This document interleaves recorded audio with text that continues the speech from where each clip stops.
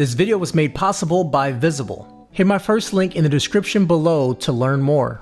The Samsung Galaxy Z Fold 3 is Samsung's third attempt of making this phone, and this version obviously is better than the first two, but there were significant leaps that occurred between 1 and 3 that makes this phone very, very good. And it's recommended for a lot of those power-hungry users. But if you're on the Apple side, you want to know how the iPhone 12 Pro Max stacks up to this. Well, I got you, fam. My name is Kevin the Tech Ninja, and we're going to take a look at Apple's best offering compared to Samsung's best offering today. And of course, in about a couple months, the iPhone 13 or 12s or whatever they call it will be coming out too, and I'll be making an updated video. Make sure you hit subscribe so you don't miss that one. Anyways, let's dive into it. Both of these phones are extremely different. If you've used an iPhone, then any iPhone pretty much feels like the same thing. It feels natural and easy to use. There is Corning Gorilla Glass on the front and on the back, and it also has a stainless steel frame. The phone is also IP68 certification, so it's dust and water resistant. It's a pretty hefty and wide phone that even with my hands that are, I wouldn't say my hands are tiny, it's still hard to hold and use as a one-handed friendly phone. I've always been a big phone guy, but for some reason, the 12 Pro Max just became harder to use, maybe due to its squared off design, not really rounded. It doesn't fit in my hand as I think it should. But regardless, some people love big phones, and I'm not gonna let that get into the way of saying that this is a massive phone, but it's a popular phone and it's a good phone. When closed, the Z Fold 3 is much smaller, although it's heavier. I wouldn't define this phone as rugged by any means, but I will say that it's less fragile than the years before. Corning Gorilla Glass Victus here and something called Armor Aluminum on its hinge, which apparently makes it the strongest material used on any phone. Impressively though, despite the folding design, you get IPX8 certification. Still, doesn't have dust protection, but this is a good start. Of course, when you open up the phone, it transforms. It becomes much bigger and also thinner from the closed 16mm thickness to around 6.4. Now, depending on usage, I think each phone is better at certain things. On the 12 Pro Max, you're looking at a 6.7-inch Super Retina XDR OLED panel, and it's one of the best on any smartphones, and it comes with scratch-resistant ceramic glass, although it still scuffs up easily over time. On the Fold 3, well, you have two panels, a smaller and more narrow 6.2-inch HD Plus Super AMOLED cover display, and which makes it possible to use it in the closed form factor. This narrow and tall space, it does take some time to get used to, but after a couple hours, you start using it as normal. But if you need the larger panel, this is what makes the Z Fold unique. You just open it up. And then there's a huge 6.7-inch canvas at QXGA Plus resolution. Now, both panels on the Z Fold 3 are also 120 Hz compared to the iPhone's 60 Hz. And not everyone can see the difference, but for the people that can see the difference in person, that right there makes the phone feel so much smoother. So you guys know I've made the switch to Visible Mobile about a year ago. It's unlimited nationwide 5G. With the Bring a Friend program, you get a month of service for only $5, and so does your friend. You can do this up to 12 times, so for a whole year, you're getting service for $5 a month. Visible already has amazing pricing, but once you combine this with Party Pay, you unlock some amazing savings. Setting this up right from your Visible app is as easy as copy and paste. Hit my link in the description below to get started. Now, I do want to add, on the Fold 1 and the Fold 2, it had this gooey feeling on the screen. It's hard to describe, but it made the screen feel very plasticky and slippery. It just wasn't a good feeling.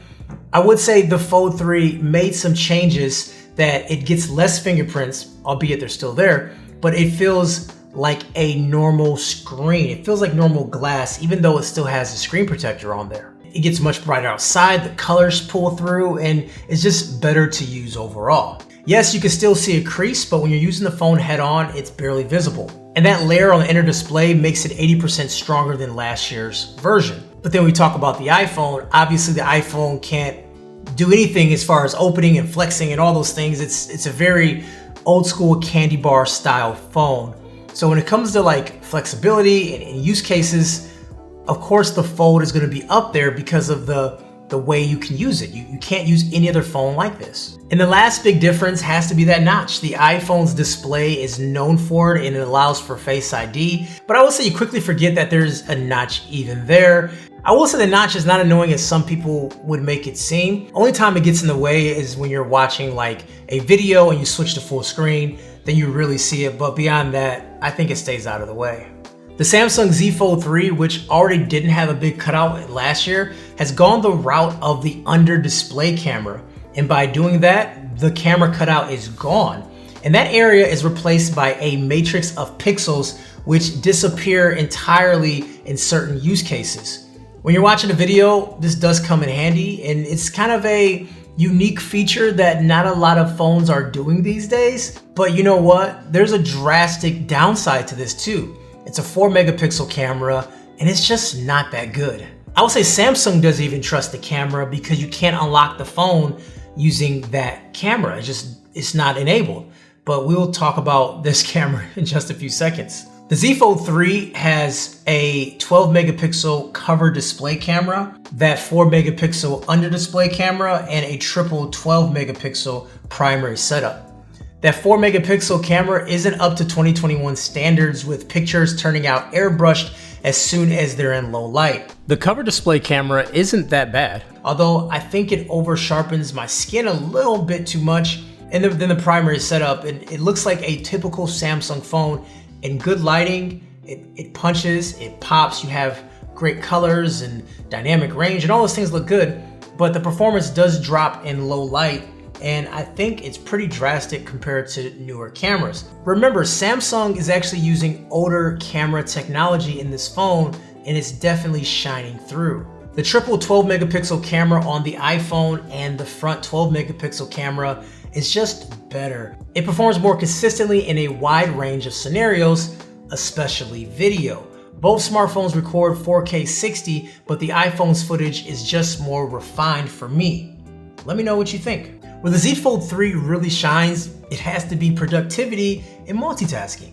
Given iOS 15 and Apple's A14 Bionic chip, the phone is very smooth and fast. But I feel like having this huge display is a waste because you only can do one thing at a time. Yeah, you can switch between apps, but doing more than one app at once, you can't do it at all. Whereas in the Galaxy Z Fold 3, you can launch multiple apps at one time and use them at the same time. You can resize windows and switch them independently. I mean, you have a lot of wiggle room when it comes to performance on this phone, and Samsung has no problem allowing you to tap into that power. Whereas the A14 benchmarks look great, but you can never tap into that power from Apple. It always feels like it's in reserve. With Apple though, the advantage is the ecosystem. I know that sounds like a cop-out, but if you have more than one Apple device in the house, the way they sync, and then you have, iMessage, and then the iCloud storage and the pricing behind that, and, HomeKit, all these things really starts to build this ecosystem, which makes it, one, hard to leave. It just makes sense as far as what you're paying for all your devices at one time. So it's just that thing. It's just that ecosystem. Once you're in the Apple ecosystem, it's really hard to get out. Whereas Android's ecosystem, or Samsung, if you will, is not that refined. It's getting there, but there's still some ways you can access all of your Google stuff or your Samsung stuff on an Apple product. But I will say, as a singular standalone device, the Z Fold 3 is the most powerful device out. A singular device that can make calls and do all these things as a phone, and then has that tablet functionality and does it at a high clip, does it with precision, does it with speed. Yeah, there's no arguments here. There's no debate here about the Z Fold 3. Now, in terms of battery life, there's a 4400 milliamp cell on the Z Fold 3 versus a 3687 on the iPhone 12 Pro Max. The Z Fold 3, an average usage between displays, you get around 13 to 14 hours and 6 hours of screen on time. For the iPhone, I've noticed over the year, it's decreased more than I thought it would. Now, I still get a full day, don't get me wrong. I can use the phone from sun up to sundown, but I was getting 8 to 9 hours of screen on time, and now I'm in that 6 to 7. So that's something that maybe I have a defective battery or something should be watching going into the next year. Now the iPhone does support 20-watt wired charging and up to 15-watt wireless charging using MagSafe, while Z Fold 3 has 25-watt charging, 10-watt wireless charging, and 4.5 reverse wireless charging to charge your accessories. Of course, none of this stuff comes in the box, so you do have to purchase extra chargers and things like that, which I will link down below if you're interested.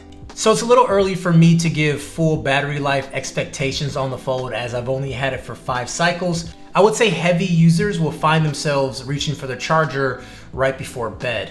And for a phone that can do this many things and this big of a screen, I don't think that's a bad thing. But the most important aspect for many people has to be the price. The iPhone 12 Pro Max runs you $1,099, which is already a lot of money, whereas the Z Fold 3, well, it's gonna cost you $1,800. The added cost for some people who want multitasking is well worth it. Also, the Z Fold 3 does offer all these bonuses for trade-ins, and you know, Samsung devices become discounted really fast too if you don't have a trade-in. So you're not gonna pay that $1,800, but at the same time, it is more than the iPhone 12 Pro Max. So I think many people, when they're making that purchase decision and they're up in the air between 2 devices and it's Android and iPhone, I always ask the question, are you on iOS? Are you in the Apple ecosystem? How many devices do you have? That is an important question. If you're OS agnostic, where it doesn't matter what OS you're on, Android is much more powerful and you have a variety of different phones you can actually use. So I like to recommend Android to a lot of people who are OS agnostic, but many people, they have a MacBook, they have an iPad, and it's sort of like, you know what?